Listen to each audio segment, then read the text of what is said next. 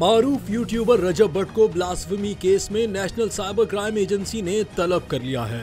NCCA की जानिब से जारी करदा नोटिस के मुताबिक रजब भट्ट की ये तलबी 160 CPRC के तहत अमल में लाई गई है। रजब भट्ट को खिलाफ दरखास्त कुनंदा सैयद दर मोहम्मद बुखारी की शिकायत पर तलब किया गया है। नेशनल साइबर क्राइम एजेंसी ने ये नोटिस रजब भट्ट की रिहाइशगाह पर भेजा है। रजब भट्ट सोशल मीडिया पर अपनी वीडियोस के जरिए मकबूल हैं, ताहम अब उन्हें ब्लास्फेमी केस में कानूनी कार्रवाई का सामना है। इस सिलसिले में उनके पेश होने के बाद मजीद कानूनी अमल शुरू किया जाएगा। इस वाक़े ने सोशल मीडिया पर भी बहस का सिलसिला शुरू कर दिया है, जहां कुछ लोग उनके हक में और कुछ मुखालिफ हैं।